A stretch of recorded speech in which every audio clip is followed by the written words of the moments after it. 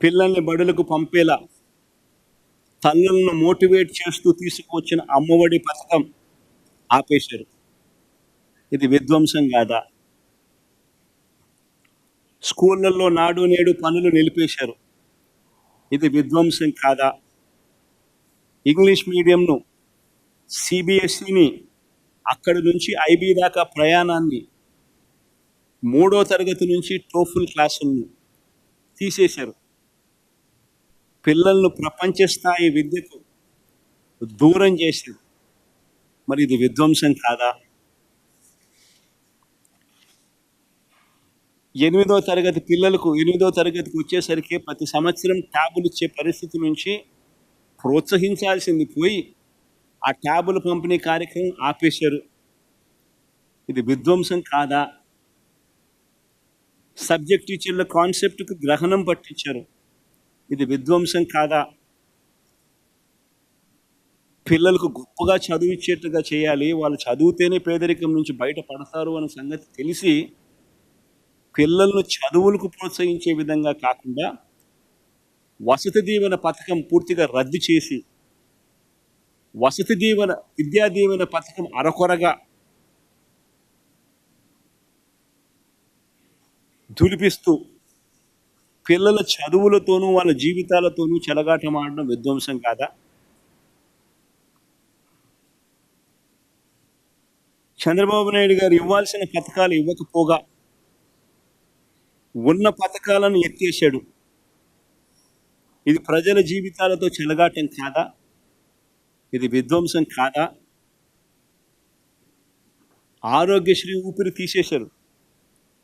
ఆరోగ్య ఆసరా కనపడకుండా చేశాడు. ఈరోజు పేదవాడు ఆంధ్ర రాష్ట్రంలో ఏదైనా అప్పుల పాలు కాకుండా వైద్యం చేయించుకునే పరిస్థితి లేని పరిస్థితిలోకి చంద్రబాబు నాయుడు గారు తీసుకొచ్చాడు. ఇది విధ్వంసం కాదా? రైతు భరోసా నిలిపివేసి రైతులతో ఆడుకోవడం విధ్వంసం కాదా? సున్నా వడ్డీ తీసేయడం విధ్వంసం కాదా?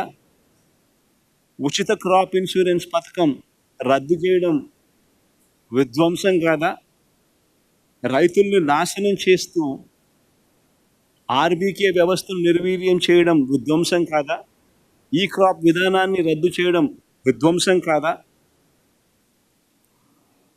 అక్క చెల్లెమ్మలు సైతం చేయూత, ఈబీసీ నేస్తం, కాపు నేస్తం, సున్నా వడ్డీ, అమూల్ ఇటువంటి పథకాలతో చెయ్యి పట్టుకుని నడిపిస్తూ ఉన్న పరిస్థితి నుంచి ఆసరా ఇటువంటి పథకాలతో చెయ్యి పట్టుకొని నడిపిస్తూ ఉన్న పరిస్థితుల నుంచి ఆ పథకాలన్నింటిని రద్దు చేయడం అక్క చెల్లెమ్మల జీవితాలలో విధ్వంసం కాదా?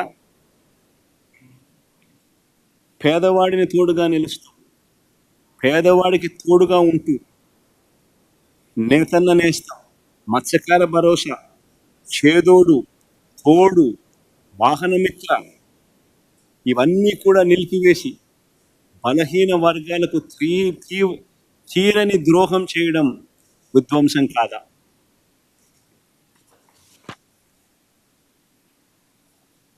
ఉద్యోగం ఒక్కటి కూడా ఇవ్వకపోగా ఉన్న ఉద్యోగాలను ఊడగొట్టడం, వాలంటీర్లను సైతం వాళ్ళ జీవితాలతో ఆడుకోవడం, గవర్నమెంట్ ఎంప్లాయీస్ని సైతం వాడుకొని వదిలిపెట్టడం విధ్వంసం కాదా? రాష్ట్రానికి సంబంధించిన వనరులు రాకుండా చేయడం, రాష్ట్రం ఆదాయం పెంచకుండా తన సొంత జోబీలకు వచ్చే ఆదాయాన్ని పెంచుకునే కార్యక్రమం చేస్తూ ఇసుక, మద్యం, అదే మాదిరిగా శాండు, ఇసుక, మద్యం, క్వాడ్స్, సిలికా ఇవన్నీ దోచేయడం విధ్వంసం కాదా? అధికారంలోకి రాగానే ప్రశ్నించే స్వరం ఉండకూడదు అని ఎవడు ప్రశ్నించినా కూడా రెడ్ బుక్ రాజ్యాంగంతో రాజ్యాంగం చేయడం, గవర్నెన్స్ చేయడం విధ్వంసం కాదా? అన్నిటికన్నా విధ్వంసం మాకరీ ఆఫ్ డెమోక్రసీ ఏంటంటే మన కళ్ళ ముందర కనిపిస్తాం. నిన్న తిరుపతి ఇన్సిడెంట్ చూస్తే కనిపిస్తుంది. మాకరీ ఆఫ్ డెమోక్రసీ. తిరుపతిలో చంద్రబాబు నాయుడు గారికి వైఎస్ఆర్సీపీ పార్టీకి ఎన్ని సీట్లు వచ్చినాయని చెప్పి చూస్తే 49 స్థానాలు తిరుపతిలో ఉంటే వైఎస్ఆర్సీపీకి అందులో 48 స్థానాలు వచ్చాయి.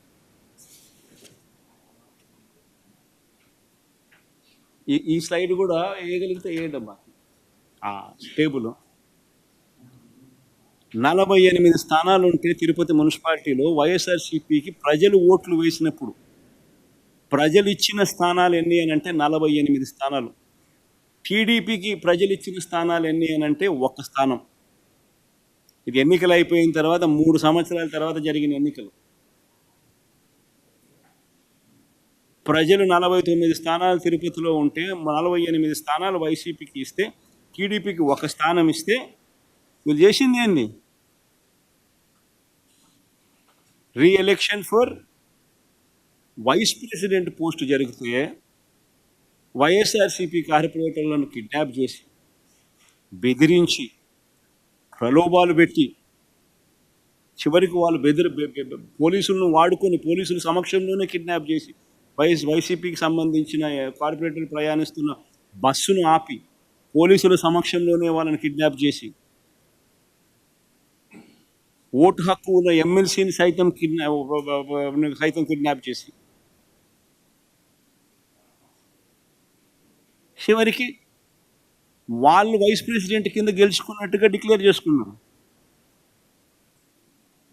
49 స్థానాల్లో 1 స్థానం నీకు వచ్చి 48 స్థానాలు వైసీపీకి వస్తే అసలు నీకు ఆ బై ఎలక్షన్లో నీకు జరిగిన ఈ ఎన్నుకునే ఎన్నికల్లో వైస్ ప్రెసిడెంట్గా నువ్వు ఎలా నీకు సంఖ్యాబలం లేనప్పుడు నువ్వు ఏ రకంగా ఎన్నుకోబడతావు?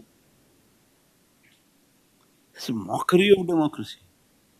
ఏలూరు కార్పొరేషన్లో 50 ఉంటే 47 ప్రజలు వైఎస్ఆర్సీపీ తరపున వాళ్ళ వైఎస్ఆర్సీపీ బీఫామ్ మీద గెలిచిన స్థానాలు. ఇది తెలుగుదేశం పార్టీ బీఫామ్ మీద తెలుగుదేశం పార్టీకి ఓట్లు వేసిన ప్రజలు ఇచ్చిన స్థానాలు. ఏలూరు కార్పొరేషన్ 50 ఉంటే 47 వైసీపీ, టీడీపీకి 3. నెల్లూరు కార్పొరేషన్లో వైఎస్ఆర్సీపీకి 54 ఉంటే 54 టీడీపీకి 0. హిందూపురం మున్సిపాలిటీ సిగ్గుండాల మన చంద్రబాబు నాయుడు బాగుమడదు అక్కడ. దాన్ని ఏదో గొప్పగా సాధించినట్టుగా చూపిస్తున్నారు. 38 స్థానాలకు ప్రజలు 29 స్థానాలు వైసీపీకి ఓటు వేసి కార్పొరేటర్లుగా ఎన్నుకుంటే తెలుగుదేశం పార్టీకి వచ్చింది 6. కానీ ఈరోజు వాళ్ళు చైర్మన్గా వాళ్ళ మనిషిని ఎన్నుకున్నారని చెప్పి డిక్లేర్ చేసుకుంటా ఉన్నారు. పాలకొండ నగర పంచాయతీ 20 ఉంటే 17 వైసీపీకి, టీడీపీకి 3. ఆడ ఎన్నిక జరగదు. ఎందుకనంటే వైసీపీ వాళ్ళకు మెజారిటీ ఉంది. వాళ్ళు తెలుగుదేశం వాళ్ళు కిడ్నాపులు చేయలేకపోయినారు, ప్రలోభ పెట్టలేకపోయినారు. కాబట్టి ఎలక్షన్ పోస్ట్పోన్. కోరం లేదని.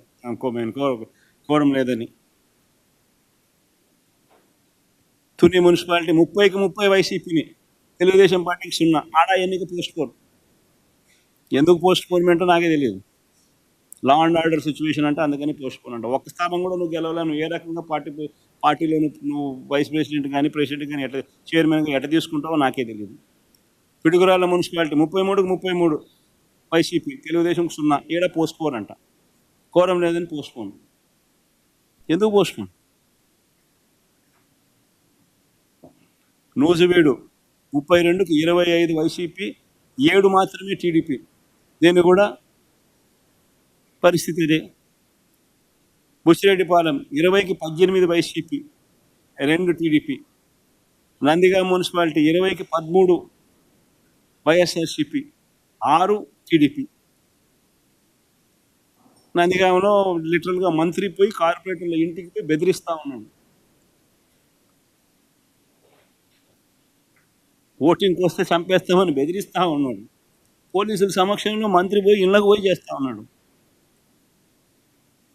ఈ మాదిరిగా ప్రజాస్వామ్యాన్ని అధికారంలో ఉన్న వాళ్ళు ప్రొటెక్ట్ చేయాల్సింది పోయి కూనీ చేస్తూ ఉంటే అసలు ఎందుకు ఎన్నికలు జరపాలి? మీరే డిక్లేర్ చేసేసుకోండి. రాదు మున్సిపల్ చైర్మన్లు మీరే అని చెప్పి డిక్లేర్ చేసేసుకోండి, అయిపోయింది కదా, సులభం కదా.